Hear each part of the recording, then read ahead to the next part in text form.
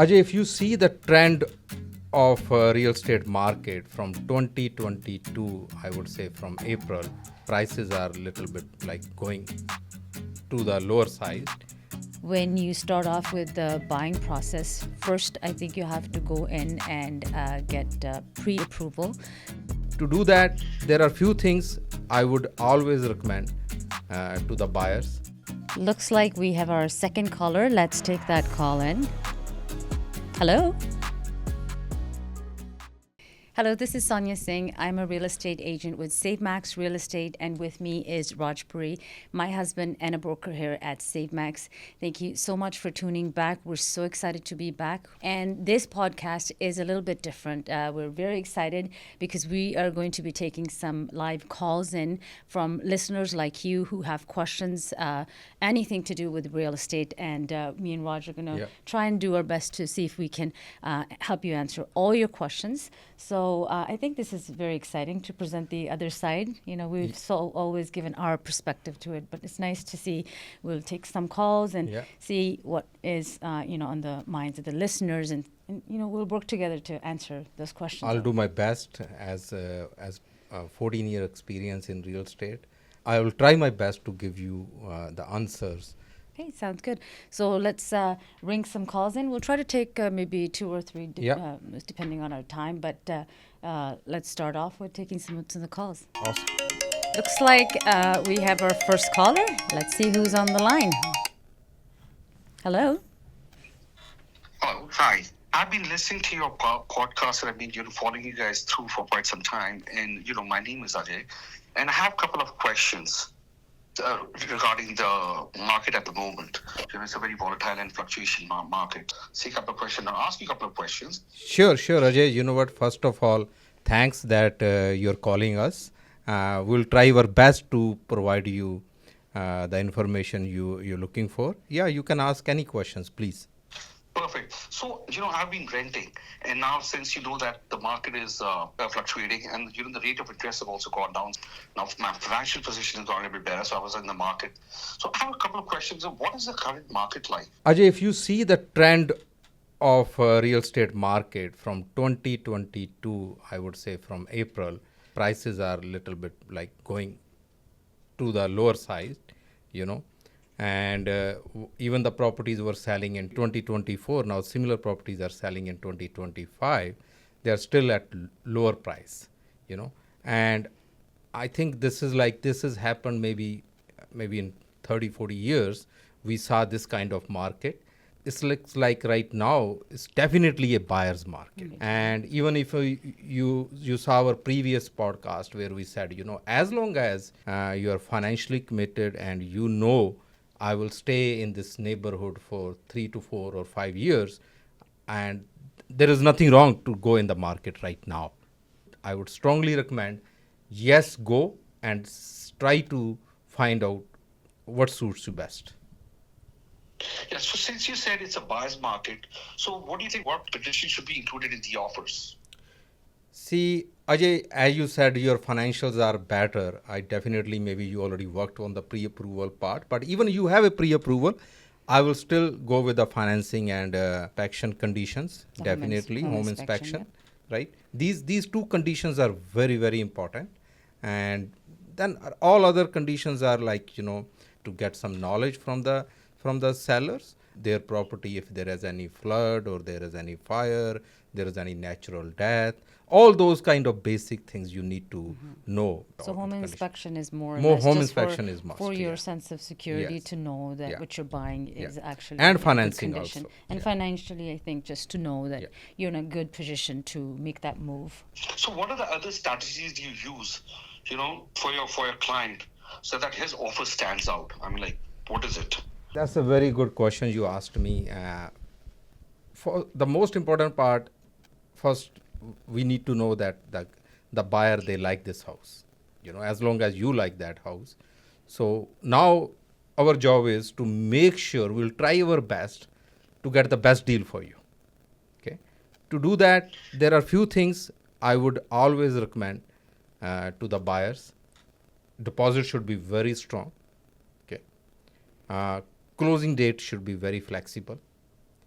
conditions, we are going through the conditions, but keep in mind these conditions should be just in your favor to make sure you are comfortable in the buying process. That doesn't mean you have to negotiate too much with that conditions. Okay, that's extra edge you have it, and you already have a pre-approval, and in that case you can show that kind of document. You know what, my financing, I'm very strong on financing part. So seller will definitely prefer the buyer who has the financing conditions much better in this kind of market. So these are the few things you have to be very careful when you are presenting your offer. So in this, so like you said, the financing is a critical thing. So how do you decide what's a fair price in the market then? See, it's very tough today's market to tell you what's a fair price. Okay, yes, we'll show you some comparables, what's sold in the neighborhood on the same street. But because, as you said, the market is fluctuating and market is still fluctuating, in that case, I would strongly recommend to the buyer, whatever you feel comfortable, put an offer on the table. Doesn't matter it's a low offer, doesn't matter it's the price is, you sometimes we feel, we are going too low. Doesn't matter at all. Check the comparables, get some kind of knowledge, but start an offer at least. Start from somewhere to test the water, and then you feel comfortable. You know what? Up to this price, if I get the house, I'm comfortable. I'll buy it. If I'm not getting it, then you can move on. You go to the next one. But you have to, I guess, try. As we discussed, that this is a point, pure buyer market right now. Perfect. Yeah. So thank you so much. Yeah, this gives me clarity, since I'm a first-time buyer and as a renter, I want to get into my own property. So I think you cleared up a couple of good questions. Actually, you guys cleared up my mind and gave me some good answers. And I want to thank you for that. Thank you very much, Thank you so Ajay. much, Thanks Ajay. for calling Thank you us. so much for finding the time. We hope that we'll be able to. Yeah, help you. I'll Thank try you. my best to give you that kind of confidence that you're not going to make some kind of wrong or right decision. You are just going in the market to see what's happening on the ground level. So that will give you more confidence. Perfect. Thank you so much. I'll discuss with my family and I'll get back to you. Thank you very much, Ajay. Thank Really you, appreciate Ajay. it. Thank you so much. Bye. Thank you. Looks like we have our second caller. Let's take that call in. Hello. Hello. Hi. Welcome to our podcast. Who's this? Hi, my name is Sia. How are you? Very good. Thank you. Hi, Sia. Hi. Guys, I have a few questions that I'd like to ask. Sure. Go ahead. My name is Sia, and I'm new to the country. I've been here about 6 months. Wonderful. And I'm thinking of buying a house, possibly within the next 6 months to a year. Oh, excellent. Okay, great. And Sorry, Sia. Sorry, I'm just interrupting you. I just have a quick question. So you have a PR? yes, Okay, good. Perfect. Yeah, Yes. go ahead. yes. So I moved here with my husband and my 2 kids. Okay. Good. So yeah, my first question, actually, if you could just walk me through the home buying process overall, since I'm new, right? So I don't know that much.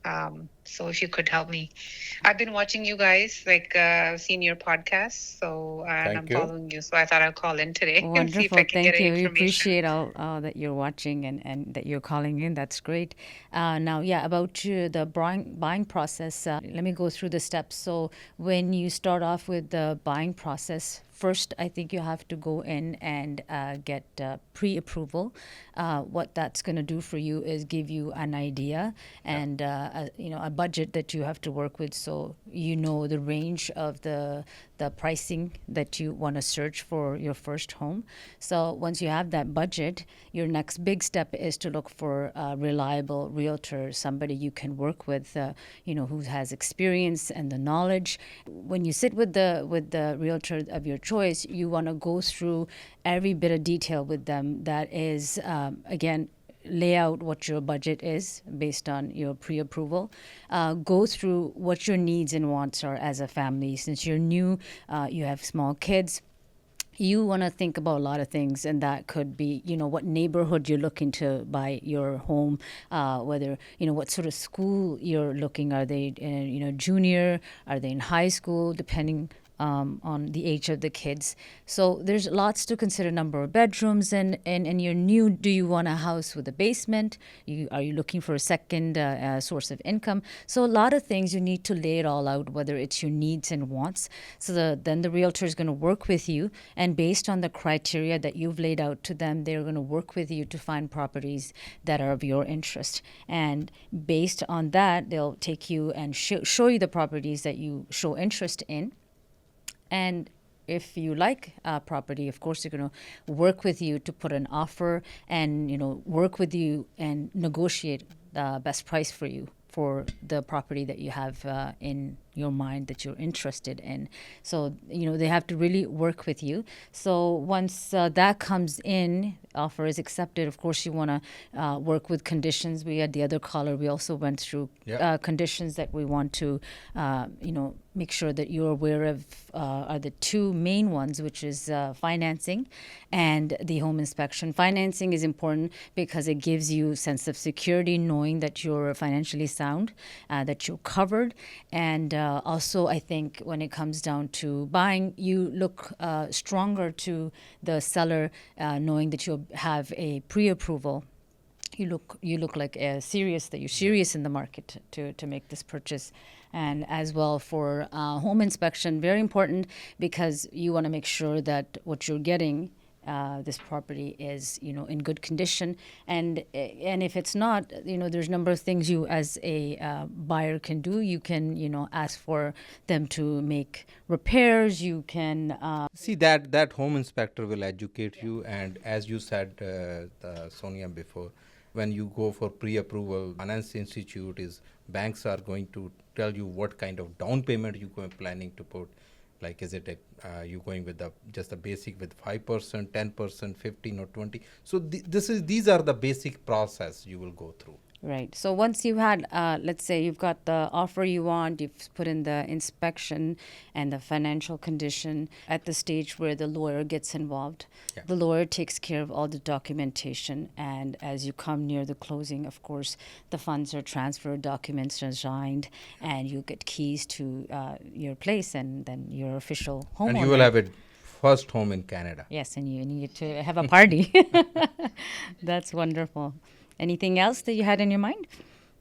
Yeah, actually, since you you mentioned pre-approval, right? Yeah. So that was actually one of my questions. Since you mentioned that, what's the difference between pre-qualification and pre-approval? Okay, that's a very good question, and we get that a lot.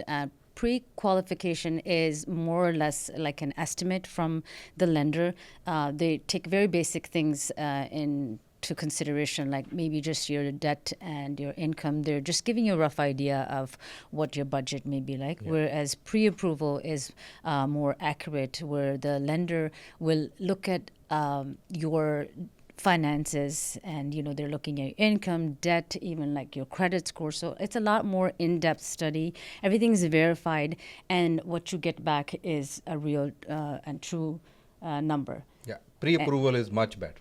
Much better, and I think we did mention it. Having that, it makes you, gives you that peace of mind that you're financially sound, yeah, and you have a.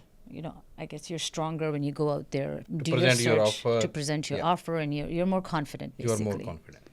So does it help my situation? Like if I'm putting an offer, if I have a pre-approval, does the buyer look at that as an advantage? Absolutely. Yeah. For buyer side is definitely this is an advantage, and seller will also feel very comfortable when they are going to see, this customer or this buyer is pre-qualified. Yeah, it shows your seriousness to us as well. They definitely is always better for you.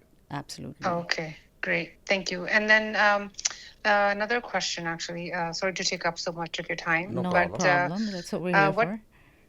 What cost should I budget for? If I have the down payment, on top of that, how much? Roughly what amount would you say? What are the other costs that I need to budget for? That's a very good question you asked. That's my favorite question when any first time buyer is buying the house.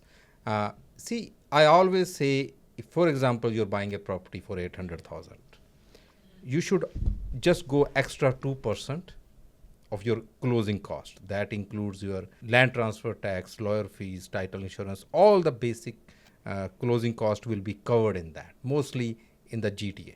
But if you're going to Toronto side, you might consider a little bit more higher because the land transfer tax is a little bit double over there.